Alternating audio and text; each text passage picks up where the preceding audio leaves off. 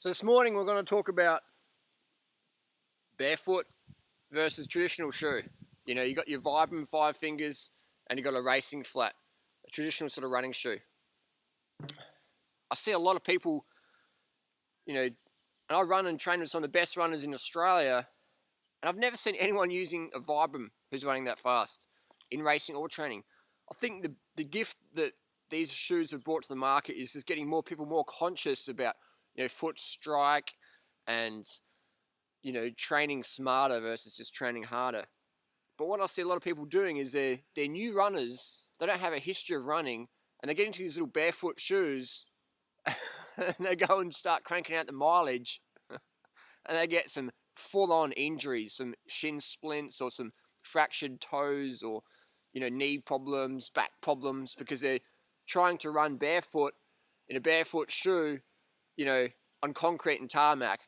And they're wondering why all of a sudden they're getting injuries. And then they're going, oh, I tried that running thing, it doesn't work. It's a bit like the person who goes on a raw food lifestyle, undereats the fruit hardcore, and just gets dropped off the deep end and goes, oh, I tried that raw food thing, it doesn't work, It's the same with barefoot running.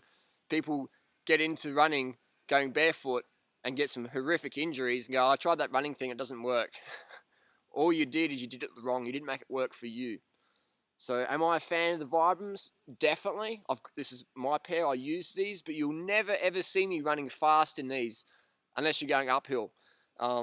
You can't run fast in these shoes. You can jog in them, but if you want to get your fastest, you got to drop the Vibrams and you got to pick up some decent running shoes. And these were made by Brooks, and the model is the Green Silence. It's made out of post-recycled consumer product, and the midsole is biodegradable.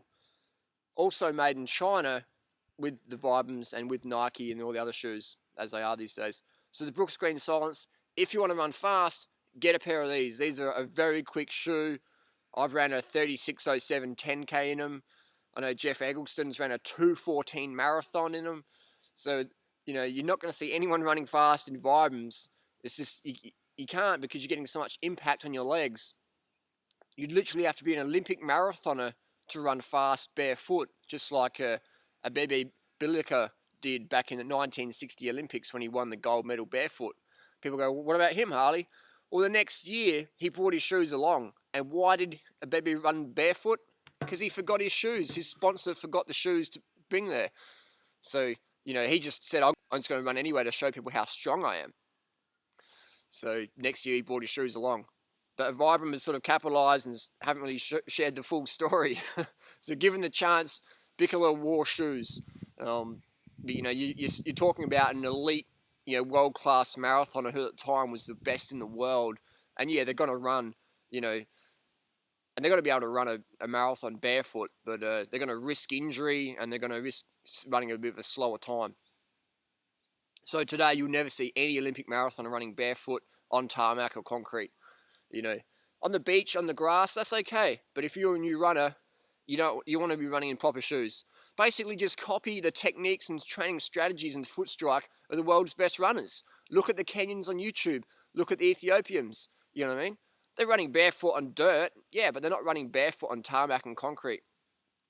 So what people are doing is when they start running, they're up their training, just get straight into it. I read on our forum, people are running more than I am.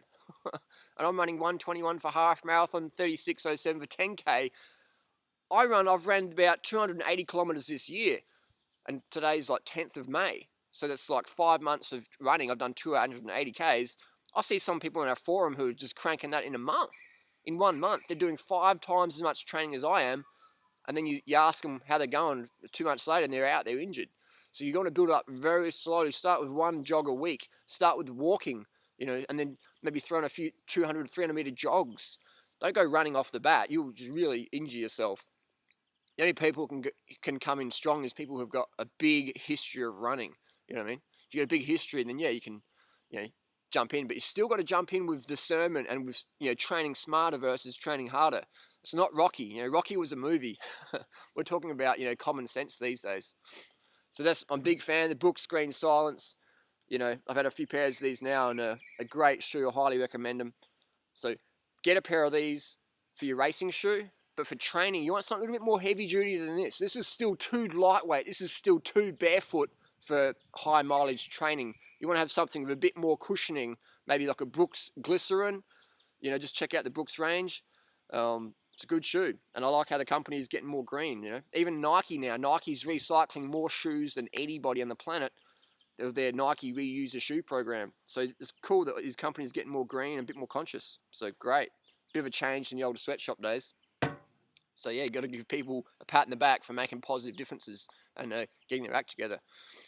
So people say, hey, but Harley, in that book Born to Run by Chris McDougall, that everyone ran barefoot. No way. You got Scott Jurek, the longtime vegan, the world's best male ultra marathoner in the history of the sport. Scott Jurek, longtime vegan.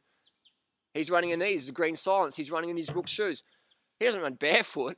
I mean, he might on the beach and stuff like that, but not in races or training because you can't perform at your best running barefoot. And also we have the Tarahumara Indians who are like the mainstay of that book, and they're running in little sandals they make out of car tires, which is, you know, almost an inch thick. So nobody in that book's running barefoot. You know what I mean? So then you see people read the book and don't pay attention to the details, and you see them running down the street in Vibrams barefoot, go, yeah, man, born to run. And it's like, you're born to run, but you're not born to run on concrete and tarmac. You know what I mean? So, you know, we got to understand that these Tarahumara Indians, even they're running in, you know, old car tires, which they make their shoes out of, they've still got a big history of running. As they're kids, they start running and playing their game. It's a great book. I encourage people to read that book. I've got an audio book. It's a good book. So I'm not dissing. I'm just saying, pay attention to the details. Nobody in the book is running barefoot. Scott Jurek isn't, and the Tarahumara Indians are not. They're all running in shoes. So let's just be clear on that one. So Vibrams or traditional running shoes, what's better? I think Vibrams are good for doing, you know, maybe doing weights and walking around the house in and just getting your feet strength up. But please do not use these for running on tarmac or concrete unless you want to increase your chance of injury and run a lot slower. I mean, if you can run you know, if I ran in these for a half marathon, I'd have to add at least half an hour to my time, 20 minutes to half an hour, you know what I mean? So you just have to slow right down because the impact, it's just when you're boxing and you're punching a heavyweight bag and it's really hard, you have to slow down because it just trashes your body. Nobody can punch no one can punch a pine tree like they can punch a soft boxing bag. So bottom line, train smarter versus training harder. Get a qualified running coach and understand that you've got to build it up slowly. 10% per week is what you want to aim for. So if you run 10 kilometers this week, 11 kilometers next week, and build it up. And over the year, you're ramping it up, but you're doing it slowly so your body can adapt. And high impact sports like running, you know, train smart always. If in doubt, train smart. If in doubt, jump on your bike or go for an easy workout. Never push through pain. So where to get information from running? Get a qualified running coach, someone who understands running. There's a good one in Australia, Pat Carroll online. Highly recommend Pat. You know, you got a few local coaches as well who are really good. Look on YouTube at Ryan Hall's Running Tips. There's some great stuff about technique and foot strike. Take advice from people getting the results you desire. That's what I'm doing now with running. I'm just like looking for the best people, who the most knowledgeable, and just picking their brain, asking them, training with them, hanging out with them, watching them run, watching how they train. And my running is just ramped right up. I like learning the easy way versus the hard way. You know, I don't want to learn from making mistakes. I want to learn from other people's mistakes. You know what I mean? It's sort of like if you want to get to town, follow people going to town versus trying to, you know, go, oh, I want to do it my way and just getting lost and taking longer than it has to. Just boom, take advice and people getting the results you desire. Go and find the best runners in your area and ask them for advice, train with them. And if you're a newbie, then obviously that's going to be a bit much of a jump, but build up slowly. Read running magazines, read forums, but get your qualified running coach who's understanding what it takes for a newbie runner to get them back up there. And running is a great sport. And also get a bicycle, train with your bicycle as well, so that on the days where you're not running, you can still work on your cardio, build your cardio up, so you're not missing out there. So yeah, train smarter versus training harder.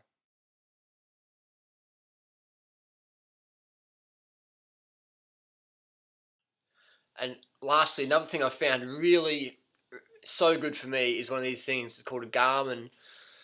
The model is a 310 XT, and you can get it online really cheap. It's great, it's waterproof, it's got a big face so you can really easily read your pace when you're running. And it comes with a really good heart rate strap. It's really soft and just conforms really well. It's just like a real easy to use heart rate strap. You can charge this on your laptop or in the wall, or you can use this solely when it's sunny. Put this out on the roof and it charges up in a day, and then you can charge up your watch. So the Garmin 310 XT, I'm a big fan. Why? Because as someone who's got a cycling background, I've done running races, or go out training, and you're going out too fast. Someone faster will go past you, and you think it's like a bike race where you have to get the draft. Running's not like that at all. There's hardly any draft. So if you go out too fast, you blow your legs up, you'll get your heart rate above your lactate threshold in the long run.